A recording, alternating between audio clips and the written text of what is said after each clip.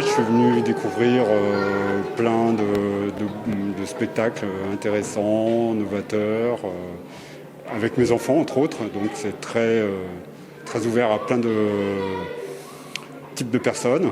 Comme spectacle, on a vu un spectacle de lumière, la salle de Crou. On a vu aussi un super spectacle de danse avec une danseuse avec des lumières sur le mur de lycée Sainte-Anne.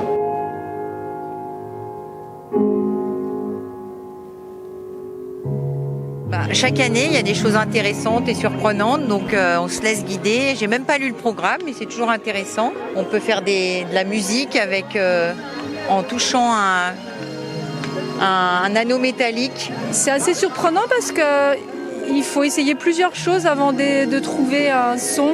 Eh ben, on est venu découvrir pas mal tout ce qui était proposé dans les rues de la mode Servolex.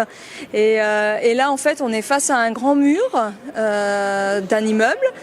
Donc on a dû se connecter sur un site et la petite a pu du coup faire un petit dessin et en quelques secondes le dessin est projeté sur le mur. Donc c'est assez fabuleux quoi. C'est assez drôle.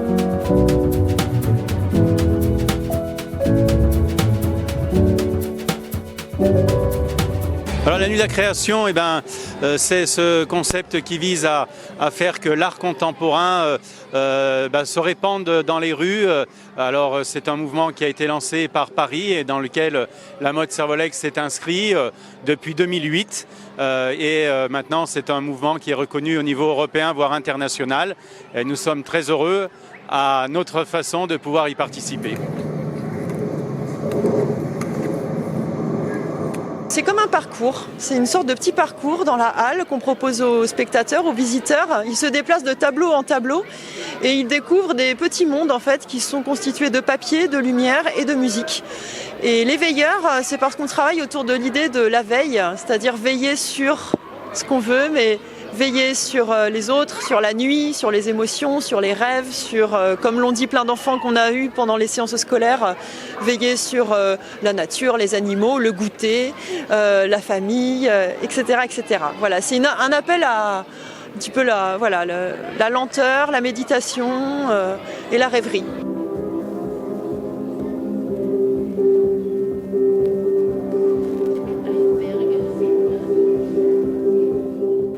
Donc ici, on a une exposition de Ben, avec quelques invités qui sont des artistes de la galerie d'Eva Vautier, sa fille, sur la thématique de l'art à l'horizon, qui est à la fois un questionnement et qui est aussi un travail d'artiste qui travaille sur l'horizon, mais au sens le paysage, la mer, etc.